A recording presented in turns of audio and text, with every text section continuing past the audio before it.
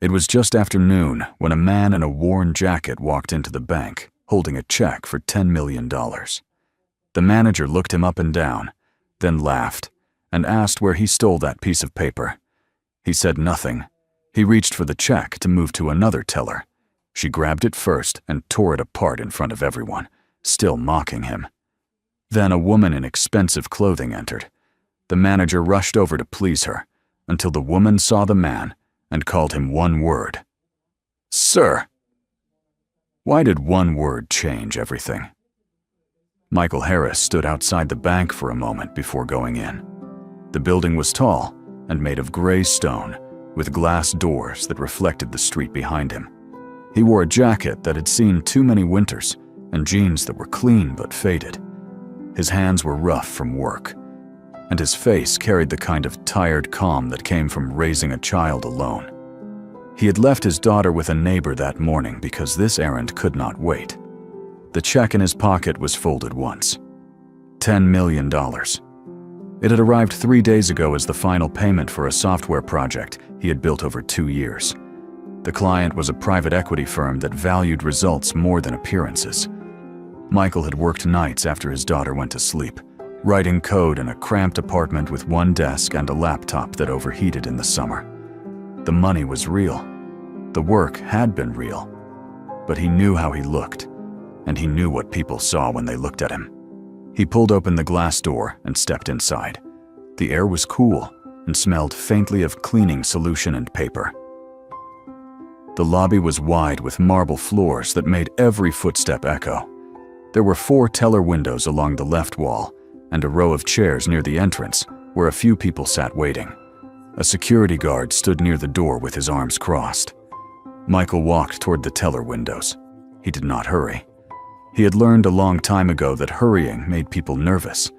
The woman behind the counter closest to him was in her early 40s, with dark hair pulled back tight and a blazer that looked expensive. Her nameplate read, Linda Parker, branch manager. She was sorting through a stack of papers and did not look up when he approached. Michael stopped in front of her window and waited. After a few seconds, she glanced up. Her eyes moved from his face to his jacket, to his hands, and back again. Her expression shifted. Not subtle. She did not try to hide it. Linda set down her pen and leaned back in her chair.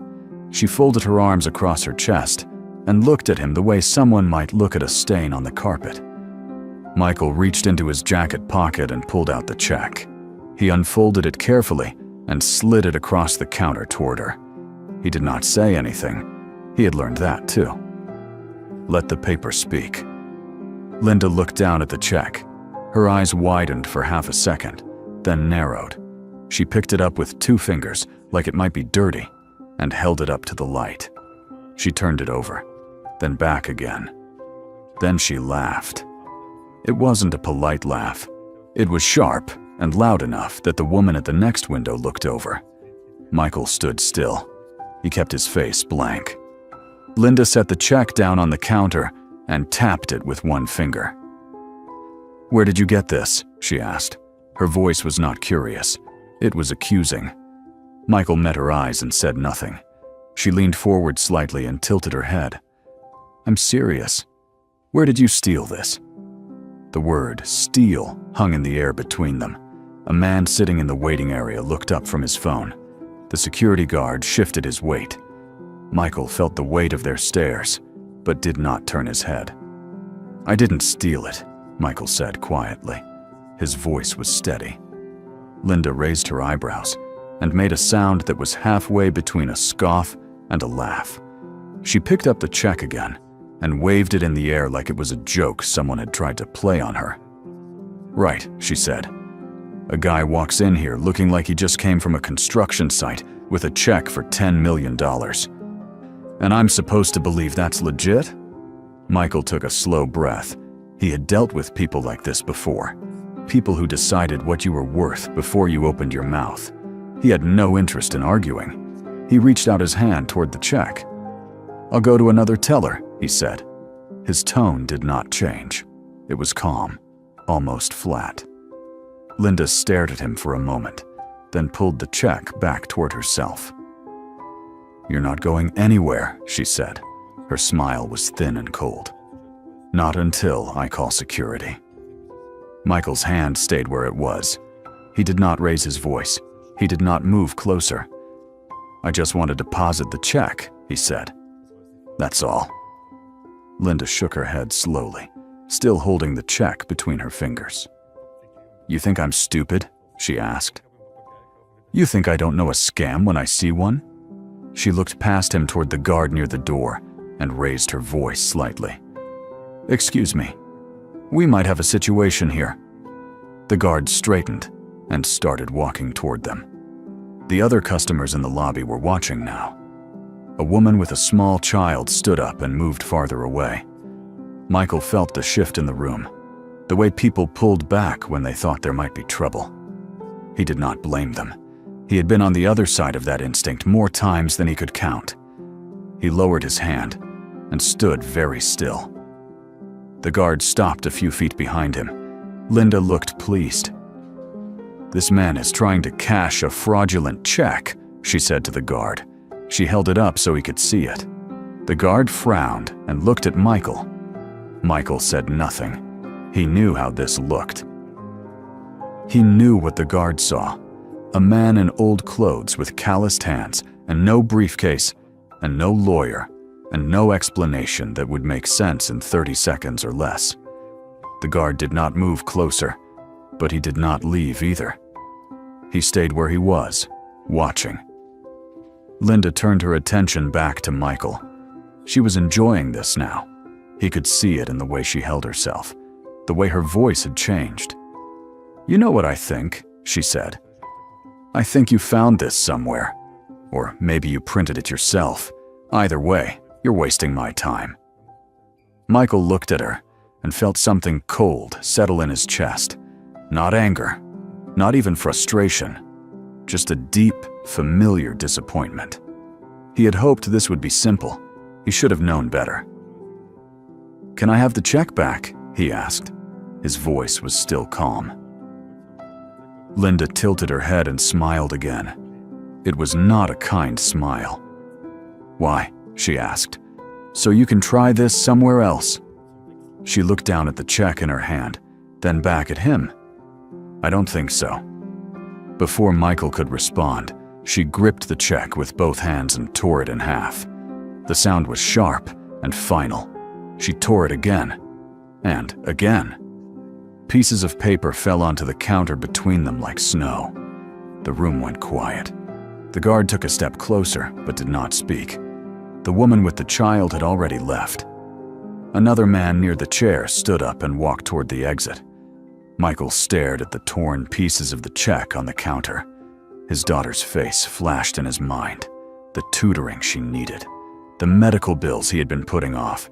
The future he had been trying to build with that money. All of it was there in those torn pieces of paper. He did not move. He did not shout. He stood there and looked at Linda Parker, and she looked back at him with something close to triumph in her eyes. She brushed the pieces of paper off the counter into a trash bin beside her desk. "Now get out of my bank," she said. Her voice was loud enough for everyone to hear. "Before I have you arrested." The guard put a hand on Michael's shoulder. Not rough, just firm. A suggestion. Michael turned his head and looked at the guard. The man was older, maybe 50, with gray at his temples and a tired look in his eyes. He did not seem angry, just resigned. Michael nodded once and stepped back. The guard let go of his shoulder. Michael looked at Linda one more time. She was already turning back to her paperwork, dismissing him like he had never been there at all. He walked toward the door. His footsteps echoed on the marble floor. No one spoke. No one moved. He reached the glass doors and pushed one open. The sunlight outside was bright and warm. He stepped onto the sidewalk and let the door close behind him. He stood there for a moment, breathing slowly, trying to calm the tightness in his chest. He had no idea how he was going to fix this. The check was gone. The company that sent it would have to reissue it, and that could take weeks. maybe longer. He had bills due in days. His daughter needed new shoes. The rent was coming up. He closed his eyes and let the sun hit his face. Then he heard the door open behind him. He did not turn around. He assumed it was the guard making sure he left, but the footsteps were different. Lighter. Quicker. He opened his eyes and turned his head. A woman stood a few feet away. She was in her mid-50s, dressed in a tailored gray suit with sharp lines, and no jewelry except a watch that looked like it cost more than his car. Her hair was silver and cut short. Her eyes were calm and direct. She looked at him the way a doctor might look at a patient, assessing, not judging. "Excuse me," she said. Her voice was smooth and professional. Michael straightened and met her gaze. She took a step closer and glanced back at the bank, then at him again. "Were you just inside?" she asked. Michael nodded. "Yes," he said. The woman studied his face for a moment, then looked down at his jacket. Her expression did not change, but something in her eyes sharpened. "Did something happen in there?" she asked. Michael hesitated. He was not sure why she was asking. He was not sure he wanted to explain. "It's fine," he said quietly. The woman did not move. She kept looking at him, and he had the strange feeling that she already knew the answer. "What's your name?" she asked. Michael frowned slightly. "Michael Harris," he said. The woman's eyes widened just a fraction. Then she smiled. It was not a warm smile. It was the kind of smile that came before something important. "Mr. Harris," she said, "I think you and I need to go back inside." Michael looked at the woman standing in front of him and tried to understand what was happening. She had said his name like she knew him, but he had never seen her before. Her suit was perfectly pressed, and her posture was the kind that came from years of sitting in boardrooms where every word mattered. She gestured toward the bank entrance with one hand, waiting for his response. He did not move right away. He had just been humiliated in there, and the idea of walking back inside made his chest tighten. "I don't think that's a good idea," Michael said quietly. The woman looked at him with calm, steady eyes. She did not seem surprised by his hesitation. "Mr. Harris," she said, "I'm Victoria Reynolds. I'm the regional director for this branch and 4 others in the state." She let that sit for a moment, then continued. "I was on my way here for a scheduled inspection when I saw you leaving. I know who you are because your name crossed my desk 2 weeks ago in connection with a major contract. So yes, I think we should go back inside." Michael felt something shift in his chest. Not relief exactly. More like the first crack in a wall he had been holding up for too long. He looked past her toward the glass doors. Through them, he could see Linda Parker still at her counter, talking to another customer now, like nothing had happened. The security guard had returned to his post near the entrance. Everything looked normal. Calm, like the last 10 minutes had been erased. Victoria stepped closer and lowered her voice slightly. "What happened in there?" she asked. Michael met her eyes and saw no judgment, just a direct question that expected a direct answer. He told her, not all of it, just the essentials, the check, the accusation, the tearing, the dismissal. He kept his voice even and his words simple. Victoria listened without interrupting. When he finished, her expression had not changed, but something in her jaw had tightened. "Come with me," she said. It was not a request. She turned and walked back toward the entrance. Michael followed. He was not sure why. Maybe because she had used his name like it meant something. Maybe because she had listened. Maybe because he was tired of being dismissed. The glass door swung open, and they stepped back into the cool air of the lobby. The security guard looked up and recognized Victoria immediately. He straightened and nodded. She nodded back but did not stop walking. Linda Parker was still at her counter. She had her back turned, filing something in a drawer behind her. Victoria walked directly toward her, with Michael a step behind. The other tellers noticed first. A young man at the far window glanced over, saw Victoria, and his face went pale. He looked away quickly. The woman at the counter next to Linda looked up and froze mid-sentence with a customer. Linda must have sensed the change in the room because she turned around. Her eyes landed on Victoria first, and her entire posture shifted. She smiled, bright and professional. "Miss Reynolds," Linda said warmly, "I didn't know you were coming in today." She stepped forward and extended her hand. Victoria did not take it. She stopped a few feet from the counter and looked at Linda with the kind of stillness that made the air feel heavy. Linda's hand hovered in the air for a second before she lowered it. Her smile faltered, but did not disappear. "Is everything all right?" she asked. Her tone was still light, but there was a thin edge of uncertainty beneath it. Victoria tilted her head slightly and glanced at Michael, who stood just behind her. Linda's eyes followed the gesture. When she saw Michael, her face went rigid. The color drained from her cheeks. She looked back at Victoria, then at Michael again, like she was trying to piece together a puzzle she did not want to solve. Victoria let the silence stretch for a moment longer, then spoke. "Miss Parker," she said, "this is Michael Harris. I believe you two have already met." Linda opened her mouth, then closed it. She looked at Michael again, and this time her eyes were different. Not defiant, not dismissive, something closer to panic. She shook her head slightly and tried to smile again, but it came out wrong. Crooked. Yes, she said. He was just here. There was a misunderstanding." Victoria did not blink. "A misunderstanding," she repeated. Her voice was flat. Linda nodded quickly. Too quickly. "Yes. He had a check that seemed unusual. I was just being cautious. You know how it is. We have to be careful." Victoria crossed her arms. The movement was slow and deliberate. "Careful," she said. "Is that what you call it?" Linda's smile disappeared entirely. She glanced around the lobby. The other customers were watching now. The young teller at the far window had stopped what he was doing. The security guard stood near the door, looking uncomfortable. Linda's hands moved to the edge of the counter, gripping it tightly. "Ms. Reynolds, I can explain," she said. Her voice was quieter now, almost pleading. Victoria took one step closer to the counter.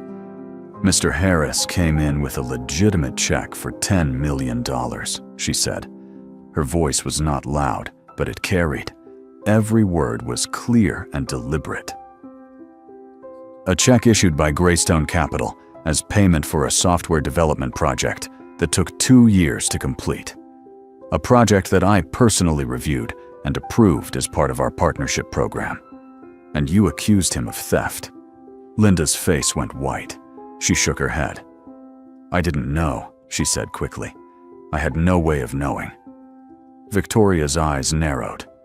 "You had the check in your hands," she said. "You could have called Greystone to verify it. You could have asked him for identification. You could have treated him with the basic respect we extend to every person who walks through that door. Instead, you decided he was a criminal based on what? His clothes?" Linda opened her mouth, but nothing came out. She looked at Michael, and for the first time, he saw something close to fear in her eyes. Michael stood very still. He had imagined this moment on the walk back inside. He had thought he might feel satisfaction, vindication, but all he felt was tired. Victoria turned slightly and gestured toward Michael. "Mr. Harris is not just a client," she said. "He is one of the developers behind the security software we've been integrating into our entire network. His work is protecting millions of dollars in assets across this region. And you tore up his check and threw him out like he was trash." The words landed like stones. Linda's hands were shaking now. She looked down at the counter, then back up at Victoria. "I'm sorry," she said. Her voice cracked. "I didn't mean. I was just trying to protect the bank." Victoria's expression did not soften. "Protect the bank," she said. By humiliating a client in front of a room full of people? By destroying his property without cause? By calling security on a man who did nothing wrong? She let the questions hang in the air. Linda had no answers. Victoria turned to the security guard, who had moved closer during the exchange. "Did you witness what happened here earlier?" she asked. The guard hesitated, then nodded. "Yes, ma'am," he said. His voice was rough and low. "I was called over. Ms. Parker said the gentleman had a fraudulent check. I stayed nearby in case there was trouble." Victoria looked at him steadily. "Did Mr. Harris cause any trouble?" she asked. The guard shook his head. "No, ma'am. He was calm the whole time. Didn't raise his voice. Didn't move toward anyone." Victoria nodded and turned back to Linda. "So, you called security on a calm, polite client who was trying to conduct a legitimate transaction," she said. "And then, you destroyed his property." Linda's breathing was shallow now. She looked around the room as if searching for support, but no one met her eyes. The other tellers had gone back to pretending they were busy. The customers kept their distance. She was alone. "Ms. Reynolds, please," Linda said. Her voice was barely above a whisper. "I made a mistake. I'll apologize. I'll fix it." Victoria shook her head slowly. "You can't fix this," she said. "That check is gone. Mr. Harris will have to request a reissue from Greystone, which will take time. Time he shouldn't have to waste, because you decided to play judge and jury." She took a breath, and her voice dropped lower. "But that's not even the worst part." Linda looked at her with wide eyes. Victoria continued. "The worst part is that you did this in front of other customers. You made a spectacle of it. You wanted everyone to see you put him in his place. That tells me this isn't about protecting the bank. It's about power. And people like you don't belong in a position where you have power over others." Linda's face crumpled. She pressed her hands flat on the counter and leaned forward slightly, like she might collapse. "Please don't do this," she said. "I have bills. I have a family. I need this job." Victoria's expression did not change. "You should have thought about that before you tore up a $10 million check," she said. She turned to the young teller at the far window. "Mr. Brennan," she called. The young man jumped slightly and looked over. "Yes, Ms. Reynolds," he said. His voice shook a little. "Please call HR and inform them that Ms. Parker's employment is terminated effective immediately," Victoria said. The words were clean and final. The young teller's eyes went wide. He looked at Linda, then back at Victoria. "Right now?" he asked. "Right now," Victoria confirmed. Mr. Brennan picked up the phone with trembling hands and started dialing. Linda made a sound that was halfway between a gasp and a sob. She looked at Victoria with desperate eyes. "You can't do this," she said. "You can't just fire me on the spot." Victoria met her gaze without flinching. "I absolutely can," she said. "And I am. You violated our code of conduct. You damaged client property. You created a hostile environment. Any one of those would be grounds for termination. You managed all three in under 10 minutes." Linda's hands dropped to her sides. She looked at Michael, and for a moment, he thought she might say something to him. An apology, an excuse, anything. But she just stared at him with red-rimmed eyes, and he saw in her face the full weight of what she had done. Not because she understood it, but because it had consequences now. Consequences she could not avoid. She turned back to Victoria. "I'm sorry," she said again. It sounded hollow. Victoria did not respond. She simply waited. The young teller hung up the phone and looked over. "HR is sending someone down," he said quietly. Victoria nodded. "Thank you, Mr. Brennan," she said. She looked at Linda one more time. "You can wait in the break room until they arrive," she said. "Leave your keys and your badge on the counter." Linda's hands moved slowly to her pocket. She pulled out a set of keys and a plastic badge with her name and photo on it. She set them on the counter with shaking fingers. Then she turned and walked toward the back of the bank. Her footsteps were soft and uneven. She did not look at anyone. When she was gone, the lobby felt different. Lighter. The tension that had filled the room began to dissolve. The customers who had been watching turned back to their own business. The tellers returned to their screens. The security guard let out a long breath and stepped back toward his post. Michael stood where he was, trying to process what had just happened. Victoria turned to him. Her face softened slightly. Not much, just enough to show that the steel in her voice had been for Linda, not for him. "Mr. Harris," she said, "I apologize on behalf of this institution. What happened here was unacceptable." Michael nodded, but did not speak. He was not sure what to say. Victoria gestured toward the hallway that led deeper into the bank. "Please come with me," she said. "We'll handle your transaction properly, and I'll personally contact Greystone to expedite the reissue of your check." She started walking, and Michael followed. They passed the row of teller windows and turned down a hallway lined with offices. At the end was a door with a placard that read, "VIP Services." Victoria opened the door and held it for him. Inside was a small room with a round table, 2 chairs, and a window that overlooked the street. The walls were painted a soft gray, and there was a faint scent of lavender in the air. It was quiet, calm, the opposite of everything that had just happened. Victoria gestured to one of the chairs. "Please, sit," she said. Michael sat. His legs felt heavy. Victoria took the chair across from him and folded her hands on the table. She looked at him for a moment without speaking. "I want you to know," she said finally, "that what Ms. Parker did does not reflect the values of this bank. We serve everyone, regardless of how they look or where they come from." Michael nodded slowly. "Thank you," he said. His voice was quiet. Victoria leaned back slightly. "How long will it take to get the check reissued?" he asked. She pulled out her phone and started typing. "I'll call Greystone as soon as we're finished here," she said. "Given the circumstances, I expect they'll expedite it. You should have a new check within 3 to 5 business days." Michael felt some of the weight lift from his chest. Not all of it, but enough. "I appreciate that," he said. Victoria set her phone down and looked at him with something close to curiosity. "Can I ask you something?" she said. Michael nodded. "Why didn't you fight back?" she asked. "When she tore up the check, when she called you a thief, you just stood there. Why?" Michael thought about that for a moment. He looked down at his hands, rough and scarred from years of work that had nothing to do with code. Then he looked back at her. "Because fighting back wouldn't have changed her mind," he said.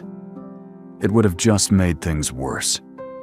People like that, they've already decided who you are before you open your mouth. The only thing fighting does is prove them right."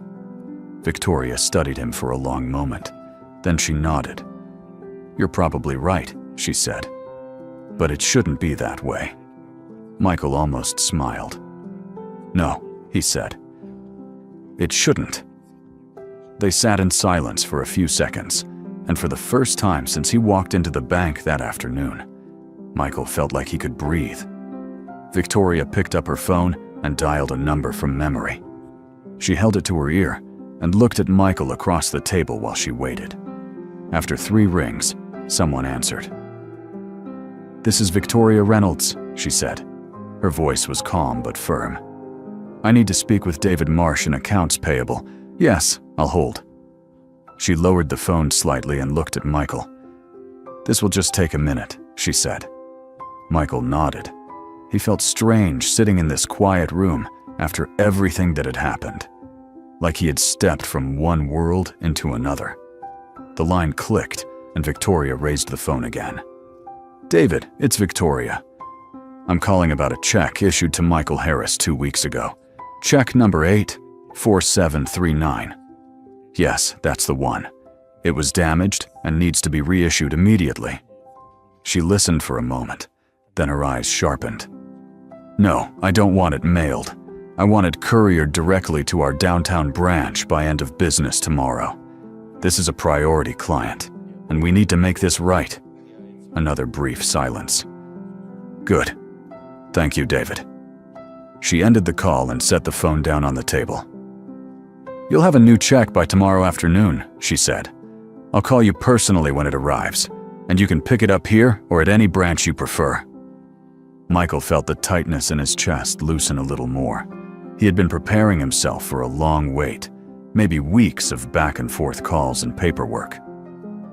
This was faster than he had expected. Thank you, he said. Victoria waved a hand slightly, dismissing the gratitude. It's the least we can do, she said. She leaned forward and rested her arms on the table. I want to be very clear about something, Mr. Harris, she said. What happened today is not acceptable. Not at this bank, not at any bank. We have policies in place specifically to prevent this kind of treatment, and Ms. Parker violated every single one of them.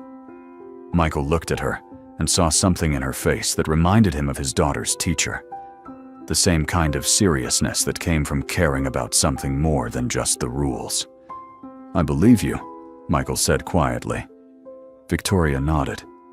Good, she said, because I need you to know that people will be held accountable, not just Ms. Parker. I'm going to review our training protocols and our hiring practices. If there are gaps, we'll fix them. If there are other employees who think it's acceptable to treat people the way you were treated, they won't be here much longer. She spoke like someone who had already made a list in her head and was working through it step by step. Michael thought about Linda Parker sitting in the break room right now, waiting for HR to arrive. He thought about the look on her face when Victoria told her she was fired. He did not feel good about it. He did not feel bad either. It was just a fact now, like the weather. She said she had a family, Michael said. Victoria's expression did not change. So do you, she replied. And she didn't care about that when she humiliated you in front of a room full of people. The words hung in the air between them. Michael nodded slowly. Victoria was right. He had spent so much of his life trying not to make waves, trying to be invisible, that he sometimes forgot he had the right to expect better. He looked out the window at the street beyond. People were walking past with coffee cups and shopping bags, going about their lives like nothing had happened. And for them, nothing had. But for him, something had shifted. He was not sure what it was yet, but he could feel it. Victoria stood up and smoothed the front of her suit. I'd like to walk you out, she said, if that's all right. Michael stood as well. You don't have to do that, he said. She smiled slightly. It was the first real smile he had seen from her. I know, she said, but I want to make sure everyone in this building sees you being treated the way you should have been treated from the start. She opened the door and gestured for him to go first. Michael stepped out into the hallway. They walked back toward the lobby together. The tellers glanced up as they passed, and Michael noticed the way their eyes followed Victoria. Not with fear exactly, but with respect. She carried authority the way some people carried umbrellas, like it was just part of who she was. When they reached the main floor, the security guard straightened again. Victoria stopped near the entrance and turned to Michael. Do you have everything you need? She asked. Michael nodded. Yes, he said. Thank you again. Victoria extended her hand, and Michael shook it. Her grip was firm and brief. I'll call you tomorrow when the check arrives, she said. And if you have any other issues, any at all, you call me directly. I'll make sure you have my number before you leave. She pulled a business card from her jacket pocket and handed it to him. Michael took it and slipped it into his own pocket. The card felt heavier than it should have, like it carried weight beyond the paper. He turned toward the glass doors, and Victoria walked with him. When they reached the exit, she held the door open for him. Michael stepped outside into the afternoon sunlight. The air was warm, and the street smelled like exhaust and hot pavement. He turned back to look at her. She stood in the doorway, framed by the glass and the marble behind her. "Mr. Harris," she said.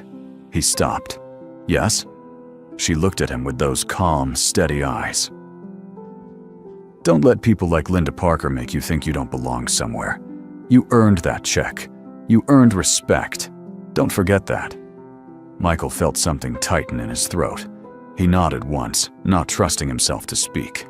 Victoria nodded back, then stepped inside and let the door close.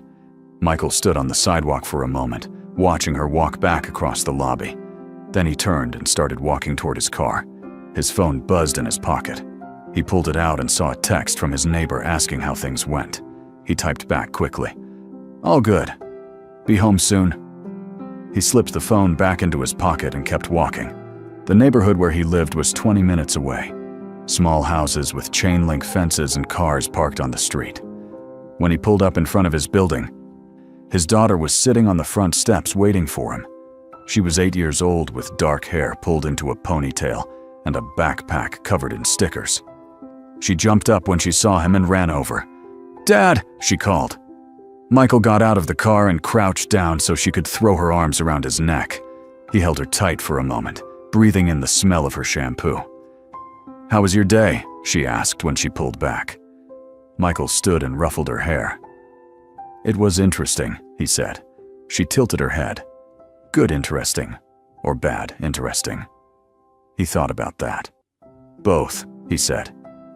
"But it ended good." She seemed satisfied with that answer and grabbed his hand. "Mrs. Callahan made cookies," she said. "She said I could have 2, but I only ate 1 because I wanted to save 1 for you." Michael felt his chest tighten again. But this time it was different. Warmer. They walked inside together. The apartment was small and cluttered with books and toys, and the remnants of a life built on a tight budget. But it was theirs. Michael set his keys on the counter and looked around. In a few days, the new check would arrive.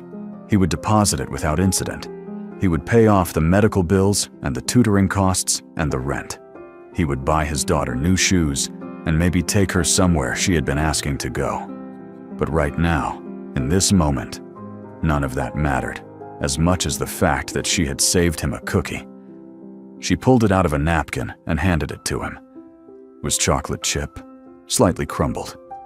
He took a bite and smiled. "Best cookie I've had all day," he said. She grinned and sat down at the small table in the corner, pulling out her homework. Michael leaned against the counter and watched her for a moment. He thought about Linda Parker and the way she had looked at him. He thought about Victoria Reynolds and the way she had said his name. He thought about the security guard and the other customers, and the way the whole room had shifted when the truth came out. And he realized something. He had spent so long trying to make himself small, trying not to be seen, that he had forgotten what it felt like to stand up straight. Not because he had money now, not because someone important had acknowledged him, but because he had walked into that bank knowing his worth, and he had walked out the same way. Everything in between had just been noise. He finished the cookie and sat down across from his daughter. She looked up at him and smiled. "What?" she asked. He shook his head. "Nothing," he said. "Just glad to be home." The next afternoon, Victoria called. The check had arrived. Michael drove back to the bank, and this time when he walked in, a different teller greeted him with a smile. The transaction took less than 10 minutes. No questions, no accusations, just professional courtesy and a receipt printed on clean white paper. When he left, he did not look back. He had no reason to. The bank was just a building. The check was just money. What mattered was what he did with it. And he already knew. He picked up his daughter from school that day and told her they were going to the bookstore. She asked why, and he said, because she deserved new books, and he deserved to buy them for her. They spent an hour wandering the aisles, and she picked out 3 novels about dragons and magic. He paid for them without checking the price. On the way home, she held the bag in her lap and kept peeking inside like the books might disappear. Michael drove with one hand on the wheel and the other resting on the window frame, and he felt something he had not felt in a long time. Not happiness exactly, something quieter, something that felt like peace. Weeks later, he got an email from Victoria Reynolds. It was brief and professional. She wanted to let him know that the bank had implemented new training for all branch managers on customer service and bias awareness. She thanked him for his patience and said she hoped he would continue to do business with them. Michael read the email twice, then replied with 2 words: "Thank you." He did not need to say more. She would understand. And if she did not, that was fine too. He had said what mattered. The lesson he carried from that day was simple. Respect is not something you earn by proving yourself to people who have already decided you are not worth their time. Respect is something you give because every person who walks through a door, any door, deserves it. And if someone cannot see that, the problem is not with the person walking in. It is with the person standing behind the counter. Michael Harris knew that now, and he would make sure his daughter knew it too.